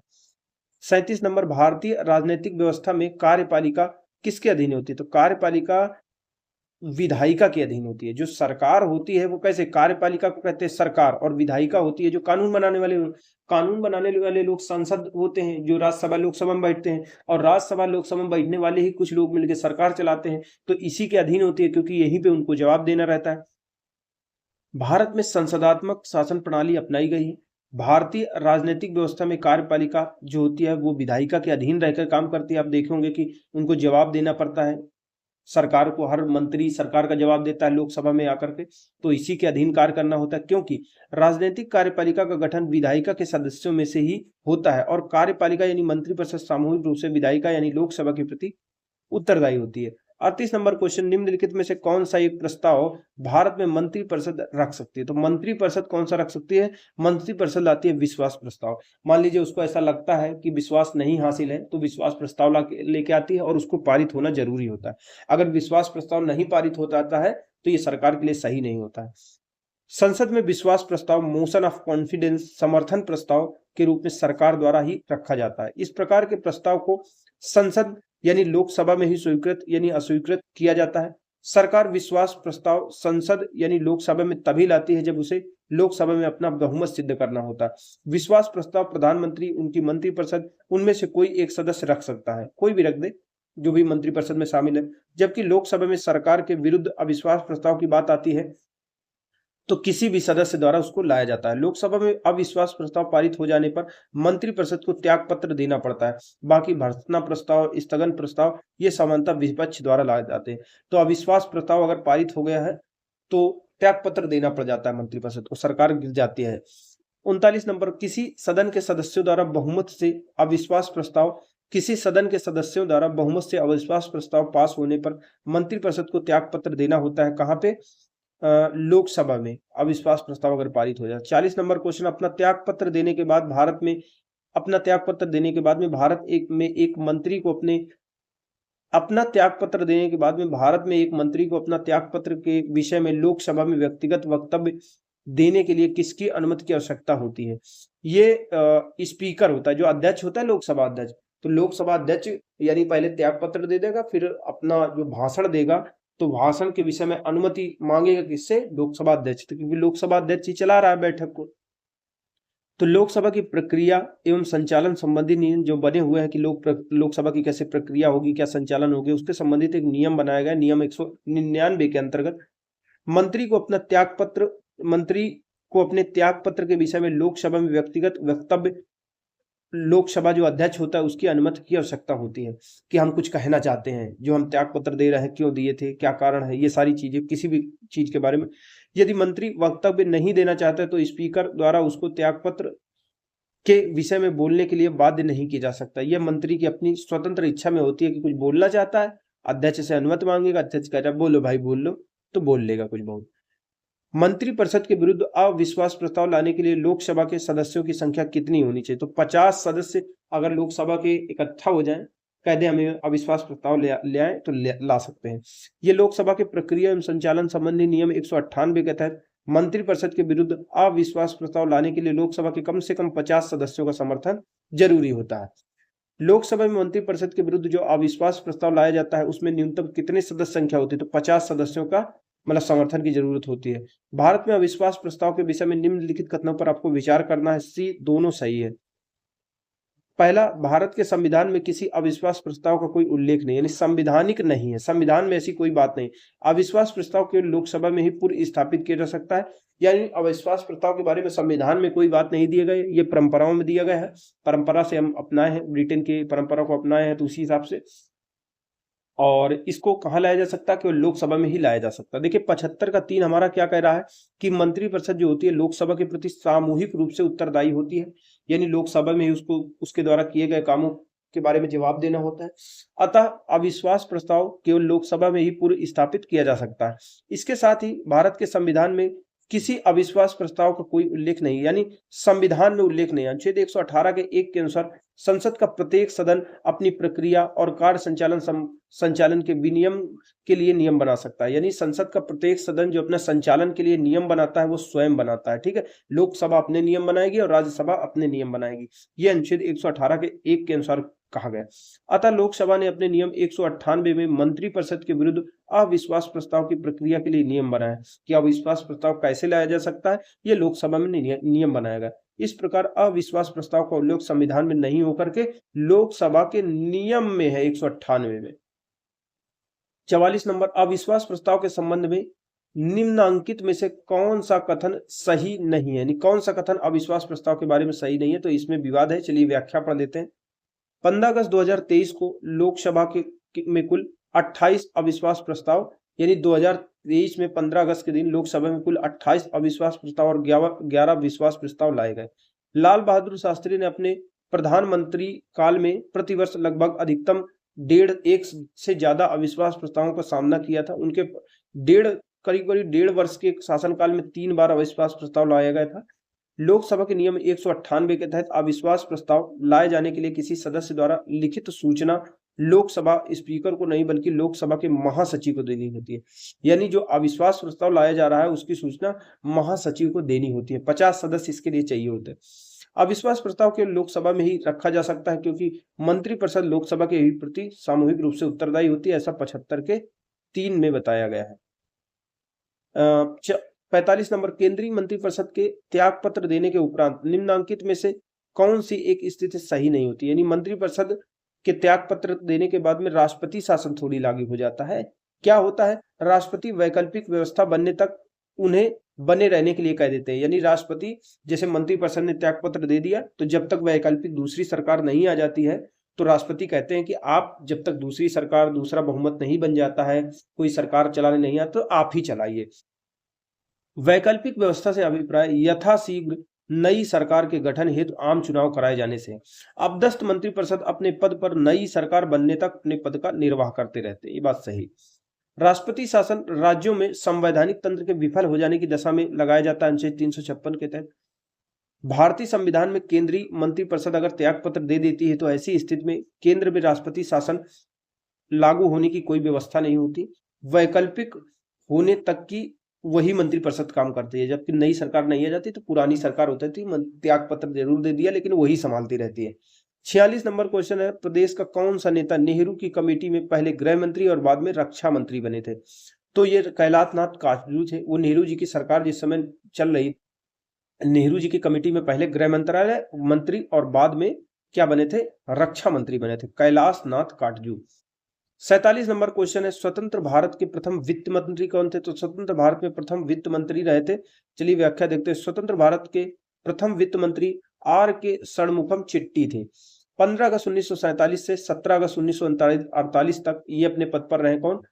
आर के षणमुखम चिट्टी। ये स्वतंत्र भारत के पहले वित्त मंत्री थे। इन्होंने स्वतंत्र भारत का पहला केंद्रीय बजट 1947 में प्रस्तुत किया था। 1948 में जॉन मथाई को वित्त मंत्री नियुक्त किया गया था। यानी पहले कौन बने थे? स्वतंत्र, जब देश स्वतंत्र हो गया था, षणमुखम चिट्टी बने थे। 1948 में जॉन मथाई बने थे। भारत में स्वतंत्रता के पश्चात प्रथम मंत्रिमंडल का कानून मंत्री कौन बना था? तो कानून मंत्री अंबेडकर, डॉक्टर अंबेडकर बने थे। स्वतंत्रता के पश्चात doctor Ambedkar, B R Ambedkar विधि यानी कानून मंत्री बने थे। जबकि अंतरिम सरकार में कानून मंत्री कौन था? अंतरिम सरकार में जोगेंद्र नाथ मंडल थे। अंतरिम सरकार में कानून मंत्री जोगेंद्र नाथ मंडल थे, लेकिन स्वतंत्रता के बाद जब कानून मंत्री बने तो वो डॉक्टर अंबेडकर बने। निम्नलिखित में से किसका या किन लोगों का स्वतंत्र भारत के प्रथम मंत्रिमंडल यानी 1947 का पोर्टफोलियो उनके अंतरिम सरकार के पोर्टफोलियो से भिन्न था? यानी जब हम पहले क्या हुआ, जब देश को स्वतंत्र करने वाले थे, ठीक है, तब एक अंतरिम सरकार का गठन 1945-46 में कर दिया। फिर जब सरकार स्वतंत्र हो गई, चुनाव हुआ, तब भी सरकार गठित किए गए और मंत्री बनाए गए। तो कुछ मंत्री ऐसे थे जो पहले अंतरिम सरकार में मंत्री थे, वो बाद में भी बने रहे, लेकिन कुछ ऐसे थे चेंज हो गए थे। ठीक है, तो पोर्टफोलियो का मतलब होता है जैसे अलग अलग लोगों को अलग अलग विभाग दे देना, तो इसको कहते हैं पोर्टफोलियो सिस्टम। ठीक है, तो कौन लोग भिन्न थे, अलग अलग थे? डी नंबर, केवल तीसरा, सरदार बलदेव सिंह नहीं थे। चलिए व्याख्या पढ़ते हैं।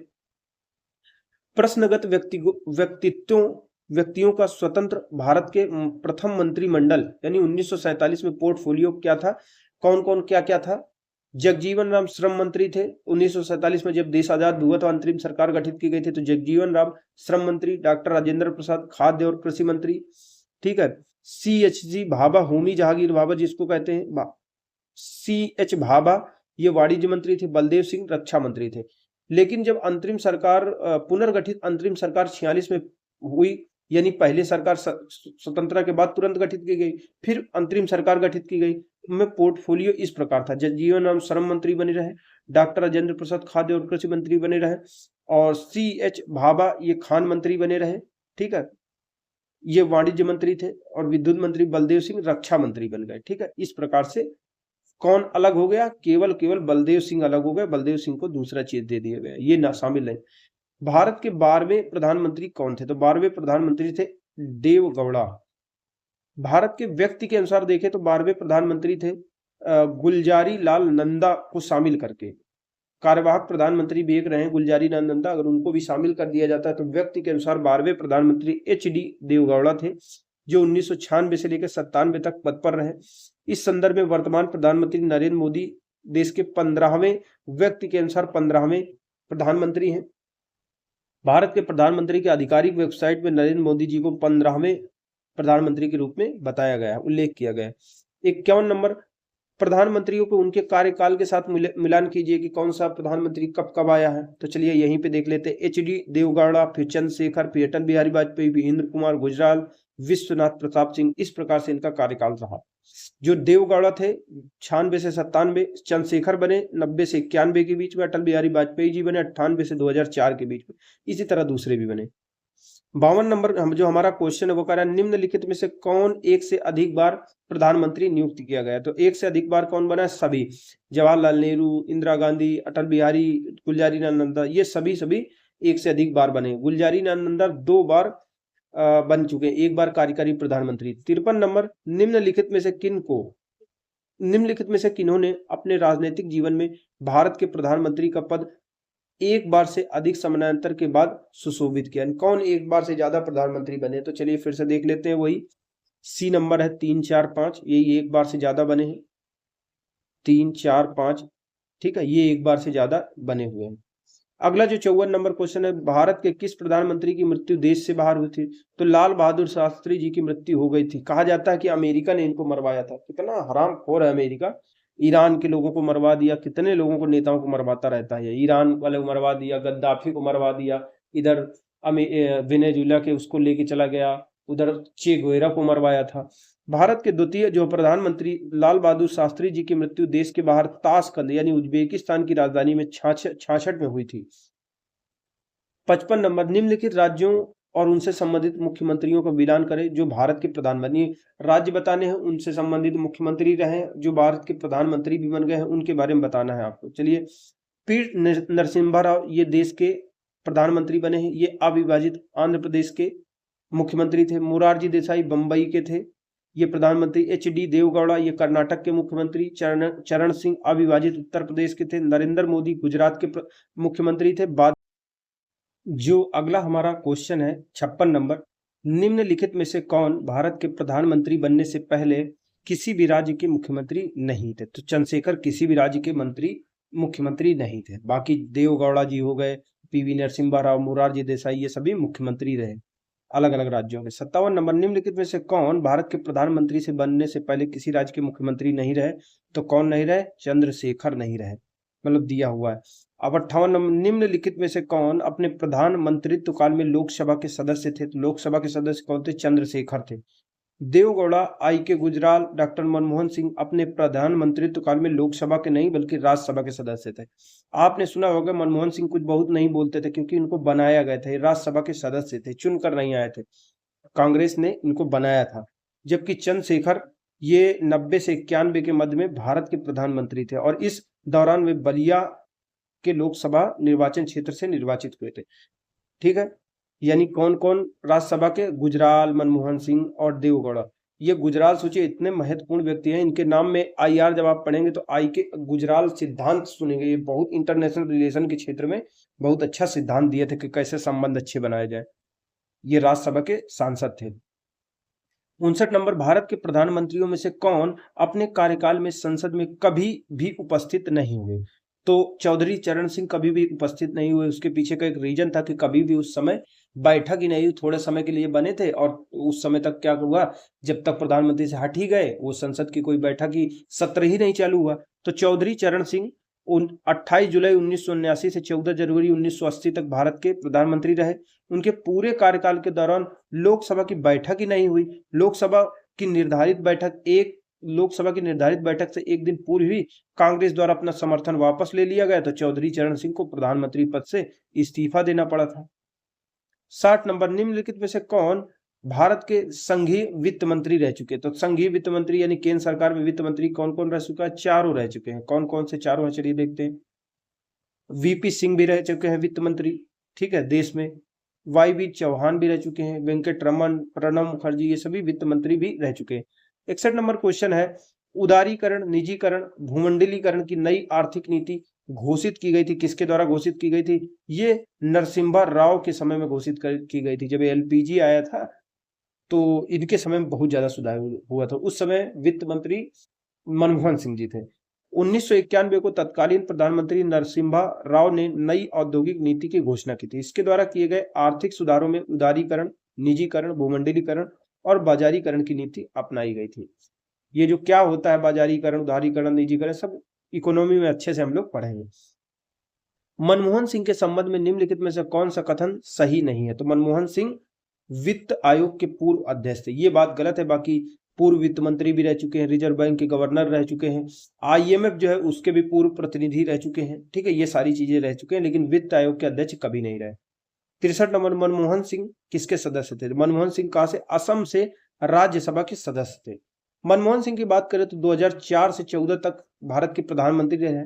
वो असम राज्य से 1951 में राज्यसभा के सांसद चुने गए थे, यानी इनको वहां से लड़ा दिया गया था। इसके पश्चात 96, 2001, 7, 2013 में राज्यसभा के सदस्य बने। उनके प्रधानमंत्रित्व काल में ये डी उत्तर सही, मतलब ऑप्शन के हिसाब से बताया हुआ है, ये दिया गया।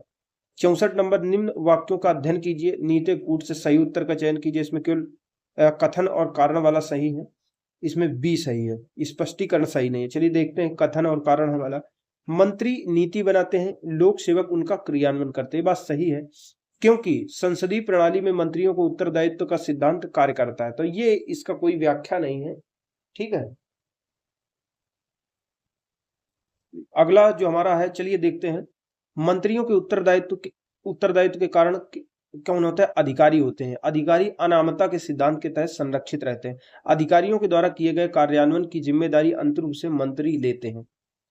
65 नंबर क्वेश्चन वही कथन और कारण वाला है, तो चलिए देखते हैं। किसी व्यक्ति को उप प्रधानमंत्री कहना केवल राजनीतिक निर्णय होता है, क्योंकि वह उसे प्रधानमंत्री का कोई अधिकार प्रदान नहीं किया जाता। उप प्रधानमंत्री का ना कोई ऑफिस होता है, कुछ होता है, तो खाली नाम राजनीति के लिए ही तो बना दिए जाते हैं। तो बिल्कुल है, लेकिन सही व्याख्या नहीं करता है। वह उसे प्रधानमंत्री का कोई अधिकार प्रदान नहीं करता है, केवल राजनीतिक प्रमुख होता है। लेकिन इसकी सही व्याख्या इसमें दिया गया है कि नहीं करता है। भारत के संविधान के किसी, देखिए ये कथन की व्याख्या करता है नहीं करता है, कभी कभी मतलब इसमें एक बहुत ही सब्जेक्टिव मामला होता है कि प्रश्न बनाने वाला ये किस आधार पे मतलब उसकी व्याख्या कर रहा है। आप अपने हिसाब से सही लगाइए, बाकी तो देखा गया।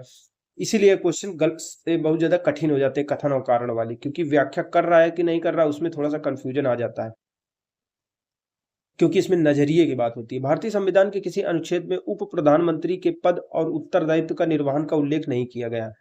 भारतीय प्रधानमंत्री के परामर्श के अनुसार राष्ट्रपति मंत्रिमंडल के किसी सदस्य को उप प्रधानमंत्री नियुक्त कर सकते हैं। उप प्रधानमंत्री के उत्तरदायित्व का निर्धारण प्रधानमंत्री का विशेषाधिकार होता है, यानी प्रधानमंत्री ही डिसाइड करते हैं कि इनका कौन सा काम, कौन से उत्तरदायित्व देना है। उप प्रधानमंत्री के पद का सृजन कैसे होता है, संविधान के प्रावधानों से हट कर हुआ। संविधान में ऐसी कोई बात नहीं कही गई, ठीक है। उप प्रधानमंत्री का पद संविधान में उल्लेख नहीं किया गया है। राजनीतिक बाध्यताओं के कारण संविधान के प्रावधानों से हटकर इस पद का सृजन किया जाता है, और ये एक गैर संवैधानिक पद है, यानी संविधान में इसका कोई उल्लेख नहीं है।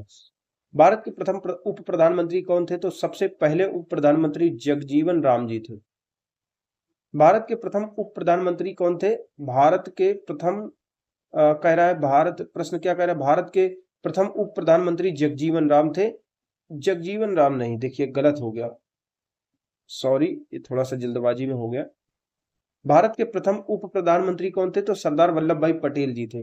भारत के प्रथम उप प्रधानमंत्री पटेल जी थे, जो 15 अगस्त 1947 से 15 दिसंबर 1950 तक वो उप प्रधानमंत्री के पद पर रहे। उसके पश्चात मोरारजी देसाई, चौधरी चरण सिंह, जगजीवन राम, यशवंत चौहान, चौधरी देवीलाल, लालकृष्ण आडवाणी, ये सभी उसके बाद उप प्रधानमंत्री बनने वाले व्यक्ति हैं।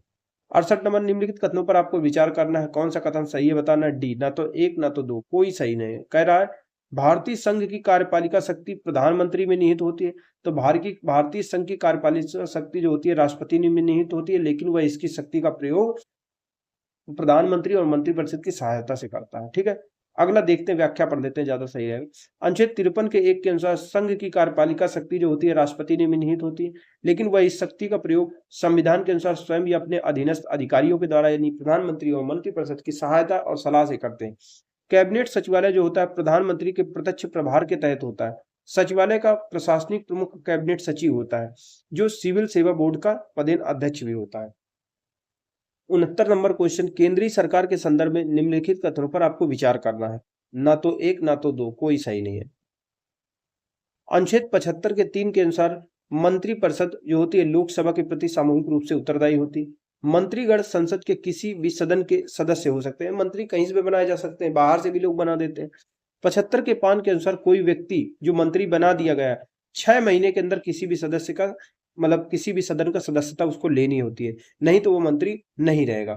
केंद्रीय कैबिनेट सचिवालय ये सीधे सीधे प्रधानमंत्री के अधीन होता है। जो कैबिनेट सचिवालय होता है, केंद्रीय कैबिनेट सचिवालय, वो प्रधानमंत्री के सीधे नियंत्रण और अधीन काम करता है। इसका प्रशासनिक प्रमुख कैबिनेट सचिव होता है, जो सिविल सर्विसेज बोर्ड का अध्यक्ष होता है। कैबिनेट सचिवालय की बात हो रही है, सचिवालय का प्रमुख जो होता है वो कौन होता है, सिविल सर्विसेज बोर्ड का अध्यक्ष होता है, और ये सचिवालय सीधे सीधे प्रधानमंत्री के नियंत्रण उसी के अधीन काम करता है। अगला जो हमारा 70 नंबर क्वेश्चन है, कैबिनेट समितियों से संबंधित निम्नलिखित कथनों को पढ़िए तथा सही विकल्प का चयन कीजिए। कैबिनेट समितियों के बारे में बताना है। डी नंबर इसका सही है, 1 और 2 सही है, 3 और 4 गलत है। 1 और 2, संविधान में कैबिनेट समितियों को उल्लेख नहीं किया गया है, संविधान में इनका उल्लेख नहीं किया गया है। कैबिनेट समितियां प्रधानमंत्री द्वारा समय की जरूरत और परिस्थिति की आवश्यकता को ध्यान में रखते हुए गठित की जाती हैं, संविधान में इनका कोई उल्लेख नहीं हुआ। तो संविधान में कैबिनेट समितियों का उल्लेख नहीं है। ये संविधान से इतर निकाय हैं। कार्य संचालन नियमों के तहत इनका गठन प्रधानमंत्री द्वारा समय की जरूरतों और परिस्थितियों को ध्यान में रखते हुए किया जाता है, यानी प्रधानमंत्री इनका गठन करते हैं जैसी परिस्थिति आती है, काम ज्यादा बढ़ जाता है या काम कोई जटिल होता है तब। कैबिनेट समिति का सदस्य प्रधानमंत्री के होने पर उसकी अध्यक्षता प्रधानमंत्री द्वारा की जाती है। कोई अन्य मंत्री अगर कैबिनेट समिति का अध्यक्ष नियुक्त किया गया है तो तब भी होता है, यानी कोई अन्य मंत्री कैबिनेट समिति का अध्यक्ष तभी होता है यदि प्रधानमंत्री उस समिति में शामिल ना हो। यानी कैबिनेट समिति का सामान्य तौर पर अगर प्रधानमंत्री है तो प्रधानमंत्री अध्यक्षता कर लेगा, नहीं तो अगर प्रधानमंत्री नहीं है तो कोई दूसरा करेगा। संसदीय मामलों की कैबिनेट समिति के प्रधानमंत्री सदस्य नहीं होते हैं। इसकी अध्यक्षता वर्तमान में रक्षा मंत्री द्वारा की जाती है। जो संसदीय मामलों की कैबिनेट समिति होती है इसकी अध्यक्षता कौन करते हैं? रक्षा मंत्री करते हैं। 71 नंबर, निम्नलिखित संविधान संशोधनों में से कौन सा एक, यानी संविधान संशोधनों की बात हो रही है, उनमें कह रहा है कौन सा एक बताता है कि मंत्रिमंडल में जो कुल मंत्री होते हैं उनकी संख्या प्रधानमंत्री को शामिल करते हुए लोकसभा के सदस्यों की कुल संख्या के 15% से अधिक नहीं होनी चाहिए। यह 51वें संविधान संशोधन 2003 के माध्यम से कह दिया गया था कि जितने भी आप मंत्री बनाओगे लोकसभा की सदस्य संख्या के 15% से ज्यादा नहीं होना चाहिए। 2003 के द्वारा 51वें संविधान संशोधन के माध्यम से 75 का एक का के जोड़ के यह बात कही गई थी। ठीक है, वही बात आई कि लोकसभा के कुल सदस्यों का 15% से अधिक संख्या नहीं होनी चाहिए मंत्रियों की। यह 51वें संविधान संशोधन 2003 में कहा गया था। फिर अगला आ जाता है 73 नंबर, केंद्रीय सरकार के संदर्भ में निम्नलिखित कथनों पर आपको विचार करना है। एक केवल सही है। 15 अगस्त 1947 को केंद्र में मंत्रालयों की संख्या 18 थी। वर्तमान में केंद्र में मंत्रालयों की संख्या 36 है, तो ये बात गलत है। वर्तमान में मंत्रालयों की संख्या कितनी है? 53 हो गई है।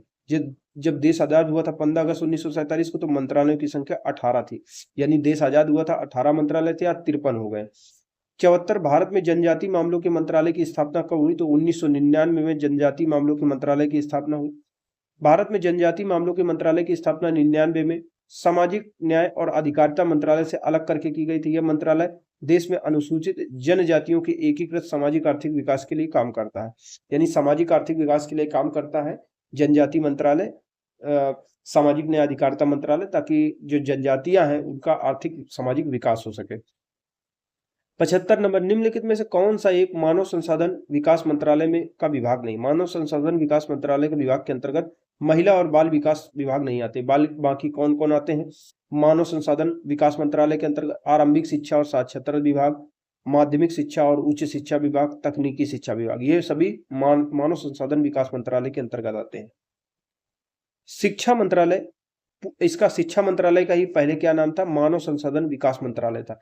इसके तहत दो विभाग हैं, स्कूली शिक्षा और साक्षरता विभाग, उच्चतर शिक्षा विभाग। उच्चतर शिक्षा विभाग के अंतर्गत ही तकनीकी विभाग उप विभाग में शामिल होता है। तकनीकी शिक्षा विभाग उप विभाग के रूप में शामिल होता है। महिला और बाल विकास विभाग 1985 में मानव संसाधन विकास मंत्रालय के अंतर्गत ही स्थापित किए गए थे। ठीक है, ये मानव संसाधन मंत्रालय के अंतर्गत ही महिला और बाल विकास मंत्रालय स्थापित किए गए थे। 2006 से जो महिला और बाल विकास विभाग है उसको एक स्वतंत्र मंत्रालय के रूप में बना दिया गया है। भारत सरकार द्वारा महिला और बाल विकास के लिए एक स्वतंत्र मंत्रालय कब से स्थापित किया गया है? तो ये कब से स्थापित किया गया है? 2006 से स्थापित किया गया है। वो नहीं दिया है तो 2006 हो जाएगा। 2006 से स्वतंत्र अस्तित्व में आया। खाद्य और पोषण मंडल भारत सरकार के कौन से मंत्रालय के अधीन आता है? तो खाद्य और पोषण मंडल किसके अंतर्गत आते हैं? तो चलिए व्याख्या देखते हैं। फूड एंड न्यूट्रिशन बोर्ड, खाद्य और पोषण मंडल, जिसकी स्थापना 1964 में की गई थी, खाद्य एवं कृषि मंत्रालय के अधीन काम करते हैं। 1953 में महिला एवं बाल विकास विभाग की स्थापना की गई थी। 2006 से इसको अलग विभाग ही बना दिया गया। ये महिला एवं बाल विकास के अधीन है। कौन सा? मानव संसाधन विकास मंत्रालय के अधीन था, अब ये इसके अधीन आ गया। चलिए इसको छोड़ते हैं। 78 नंबर, सीमा प्रबंध विभाग निम्नलिखित केंद्रीय मंत्रालयों में से किस एक का विभाग होता है? सीमा प्रबंध विभाग गृह मंत्रालय के अधीन आता है। जितने सेना से संबंधित विभाग होते हैं वो BSF वगैरह, ये सारी चीजें, सीमा का प्रबंधन, ये सभी होम मिनिस्ट्री संभालती है। 18वीं लोकसभा के चुनाव के बाद मोदी सरकार में केंद्रीय कपड़ा मंत्री के रूप में किसे नियुक्त किया गया? तो ये करेंट अफेयर के क्वेश्चन, इतना ज्यादा इनको देखना है। हाल ही में अल्पसंख्यक मामलों के मंत्रालय किसे सौंपा गया है? ठीक है। अब क्या 81 नंबर, निम्नलिखित में से कौन सा आधिकारिक दस्तावेज भारत से संबंधित? श्वेत पत्र जो है वो भारत से संबंधित है। यह एक आधिकारिक दस्तावेज होता है। भारत में सरकार द्वारा अथवा किसी मंत्रालय द्वारा किसी विषय पर विस्तृत एवं आधिकारिक जो विवरण होता है श्वेत पत्र के रूप में जारी किया जाता है। 82 नंबर, संघीय मंत्रिमंडल का पुनर्गठन किसकी रिपोर्ट पर आधारित होता है? तो संघीय मंत्रिमंडल का जो पुनर्गठन किया गया था वो किसकी रिपोर्ट पर? गोपाल स्वामी अयंगर की रिपोर्ट पर किया गया था। इन्होंने जैसे ही हम लोग आजाद हुए तो N गोपाल स्वामी अयंगर ने 1949 में अपनी एक रिपोर्ट दी थी जिसका नाम था रीऑर्गेनाइजेशन ऑफ गवर्नमेंट मशीनरी। ठीक है, इसके तहत अनुशंसा की थी कि जो नए समूह की स्थापना की जानी चाहिए, ये हम पढ़ चुके हैं आगे। तो एन गोपालस्वामी अयंगर ने अपनी रिपोर्ट में जो रिपोर्ट दी उसमें कि bureau of natural resources and agriculture नामक एक मशीनरी की स्थापना करो, bureau of industries and commerce नामक एक मशीनरी की स्थापना करो, bureau of transport and communication, bureau of labour and social services के रूप में आर्थिक सामाजिक सेवाओं के लिए उत्तरदायी मंत्रालयों के नए समूह, यानी नए नए मंत्रालय बनाओ, नए नए समूह बनाओ, देश का विकास करने के लिए जरूरी है। ये एन गोपालस्वामी अयंगर ने कहा था। कार्मिक विभाग इन्हीं ने सबसे पहले कहा था और इन्हीं से आगे चल के बात बढ़ती रही और कार्मिक विभाग का स्थापना किया गया था। कार्मिक विभाग आज क्या है, देश में जो सरकारी मशीनरी होती है जो देश को चलाती है, आईएएस, पीसीएस, आईपीएस, उनको ट्रेंड करने वाला, प्रमोशन देने वाला, नियुक्ति करने वाला कार्मिक विभाग ही होता है। ये प्रधानमंत्री के सीधा नियंत्रण में आता है। केंद्र सरकार में उच्चतम नागरिक सेवा अधिकारी कौन है? तो उच्चतम नागरिक सेवा अधिकारी कौन होता है? उच्चतम नागरिक सेवा अधिकारी केंद्र सरकार में कौन होता है? मंत्रिमंडल सचिव उच्चतम नागरिक सेवा अधिकारी होता है। नागरिक सेवा यानी सिविल सर्विसेज का सबसे उच्चतम अधिकारी कौन होता है? मंत्रिमंडल का जो सचिव होता है वही सबसे उच्च अधिकारी होता है। केंद्र सरकार में उच्चतम नागरिक सेवा अधिकारी कौन होता है? कैबिनेट सचिव होता है। 84 नंबर क्वेश्चन, कैबिनेट सचिवालय के संबंध में निम्नलिखित कथनों पर विचार करना है। इसका 2 केवल सही है। सचिवालय का प्रशासनिक प्रमुख कैबिनेट सचिव होता है, जो लोक सेवा मंडल का पदेन अध्यक्ष भी होता है। कैबिनेट सचिवालय प्रत्यक्षता प्रधानमंत्री के अधीन काम करती है, क्योंकि कैबिनेट सचिवालय का प्रशासनिक प्रमुख कैबिनेट सचिव होता है, जो कि लोक सेवा मंडल का भी पदेन अध्यक्ष होता है। यह सचिवालय की बात हो रही है। 25 नंबर, निम्नलिखित में से कौन से मंत्रिमंडल सचिवालय के कार्य हैं? तो मंत्रिमंडल सचिवालय के कार्य हैं दोनों, 1 और 2। मंत्रिमंडल सचिवालय का क्या काम है? जो सेक्रेटरी होते हैं, देखिए जो मंत्री होते हैं, प्रधानमंत्री मंत्री नियुक्त होते हैं, लेकिन इनकी सहायता करने के लिए सचिव स्थापित किए जाते हैं और सचिव जहां बैठते हैं उसको सचिवालय कहते हैं। तो सचिवालय का काम क्या होता है? मंत्रिमंडल बैठकों की कार्यसूची तैयार करना है, मंत्री बैठने जा रहे हैं इनकी सूची तैयार करो, कौन कौन से काम करने हैं ये करो, यही सब मंत्रिमंडल समितियों के लिए सचिवालय सहायता प्रदान करना, ये काम होता है सचिवालय का। भारत सरकार कार्य आवंटन नियम 1961 में मंत्रिमंडल सचिवालय के नियमों की प्रथम सूची में स्थान दिया गया है। इस सचिवालय को आवंटित विषय कौन कौन से होते हैं? मंत्रिमंडलीय सचिवालय को मंत्रिमंडल तथा मंत्रिमंडलीय समिति को सचिवालय सहायता प्रदान करना, कार्य के नियम बनाना, ठीक है, ये सभी होता है। जो भी काम होते हैं मंत्रिमंडल में उसके लिए नियम यही सचिवालय बना। मंत्रिमंडल सचिव द्वारा मंत्रिमंडल और मंत्रिमंडलीय समितियों को उपलब्ध कराई जाने वाली सचिवालय सहायता, यानी सहायता के लिए ही तो होते हैं, मंत्रियों की सहायता के लिए ही नियुक्ति किए जाते हैं। इसीलिए इनको जो सचिव सहायता के लिए नियुक्त किए गए हैं, इसीलिए इनको ये निम्नलिखित काम करने रहते हैं। क्या क्या काम करने रहते हैं? पहला काम, प्रधानमंत्री के आदेश पर मंत्रिमंडल की बैठक आयोजित करना, यानी पूरी व्यवस्था करना। मंत्रिमंडल बैठकों की कार्यसूची एजेंडा तैयार करना, वितरित करना, कार्यसूची से संबंधित दस्तावेजों का वितरण करना, किए गए विचार विमर्श का रिकॉर्ड तैयार करना, प्रधानमंत्री की अनुमति प्राप्त होने के बाद रिकॉर्ड वितरण करना, मंत्रिमंडल द्वारा लिए गए निर्णयों का क्रियान्वयन करना। यानी जितने भी काम होता है, जैसे कहने का मतलब ये कर्मचारी की तरीके से होते हैं, सबसे बड़े देश के कर्मचारी इनको समझिए। तो सचिवों को क्या बोलना है, किस विधेयक पर बात होनी है, किसी विधेयक पर कितना समय देना है, मतलब जितनी भी तरीके के जो ऑफिशियल काम होते हैं, लिखा पढ़ी से संबंधित काम होते हैं, ये करते हैं। डिसीजन लेने वाले, उन पर बहस करने वाले काम मंत्री करते हैं। अगला जो हमारा 86 नंबर क्वेश्चन है, भारतीय प्रशासन में विभाजन प्रणाली किससे संबंधित? विभाजन प्रणाली का संबंध है नीति क्रियान्वयन से संबंधित। चलिए इसको पढ़ते हैं, समझ में आए। भारतीय प्रशासनिक व्यवस्था में विभाजन प्रणाली यानी स्प्लिट सिस्टम नीति निर्माण और उसके क्रियान्वयन से संबंधित है। इसमें सचिवालय योजना एवं नीति निर्माण संबंधी काम करता है, जबकि नीतियों क्रियान्वयन संबंधी निकाय एजेंसियों द्वारा किया जाता है। यानी कामों को बांट दिया जाता है, यानी कामों को कई जगह पे बांट दो तो आसान हो जाता है। तो विभाजन प्रणाली किससे संबंधित है? नीति के निर्माण और उसके क्रियान्वयन से संबंधित है। 87 number question, council of scientific and industrial research, इसका अध्यक्ष कौन होता है? Council of scientific and industrial research, इसके अध्यक्ष होते हैं प्रधानमंत्री। वैज्ञानिक एवं औद्योगिक अनुसंधान परिषद, इसके पदेन अध्यक्ष भारत के प्रधानमंत्री होते हैं, जबकि केंद्रीय विज्ञान और प्रौद्योगिकी मंत्री इसके पदेन उपाध्यक्ष होते हैं। 88 नंबर, राष्ट्रीय सुरक्षा समिति का प्रधान कौन होता है? तो सुरक्षा समिति के भी प्रधानमंत्री होते हैं। 89 नंबर, स्वतंत्र भारत में प्रथम बार यानी पहली बार संसदीय सचिव का पद किस वर्ष सृजित किया गया? संसदीय सचिव पहले नहीं था, ये बाद में बनाया गया 1991 में। स्वतंत्र भारत में प्रथम बार संसदीय सचिव का जो पद है वो 1951 में सृजित किया गया था। संसदीय सचिव एक उच्च रैंकिंग का सरकारी पद होता है। संसदीय सचिवों की नियुक्ति भारत के प्रधानमंत्री करते हैं। संसदीय सचिव का प्रमुख कार्य कैबिनेट मंत्री और प्रधानमंत्री की सहायता करना होता है, क्योंकि प्रधानमंत्री तो देखिए कभी कभी ज्यादा पढ़े लिखे भी नहीं होते, गांव से आते हैं। अब ये इतने सारे काम करना, तो उनको पूरी तरीके से विदेश नीति के बारे में, देश के मुद्दों के बारे में जानकारी देना, समझाना, टेक्निकलिटी समझाना, ये सब सचिव करते हैं। निम्नांकित में से किसका सुमेल सही नहीं है? तो राजीव गांधी कर्मभूमि इनका वो स्थल नहीं है जहां पे इनको दफनाया गया है। राजीव गांधी की समाधि स्थल वीर भूमि है। कर्मभूमि जो समाधि स्थल किसका है? शंकर दयाल शर्मा इन राष्ट्रपति का है। तो जवाहरलाल नेहरू की समाधि स्थल का क्या नाम है? शांतिवन। लाल बहादुर शास्त्री का विजय घाट, इंदिरा गांधी का शक्ति स्थल और राजीव गांधी का कर्मभूमि नाम है। अगला जो लास्ट नंबर क्वेश्चन है वो कह रहा है जय जवान जय किसान का नारा किसने दिया? तो लाल बहादुर शास्त्री ने दिया था, हरित क्रांति को बढ़ावा देने के लिए। जय जवान जय किसान का नारा द्वितीय प्रधानमंत्री 1964 से 66 तक बने थे। लाल बहादुर शास्त्री ने भारत पाक युद्ध के समय 1965 में दिया था। तो इस तरह से हमारा चैप्टर खत्म।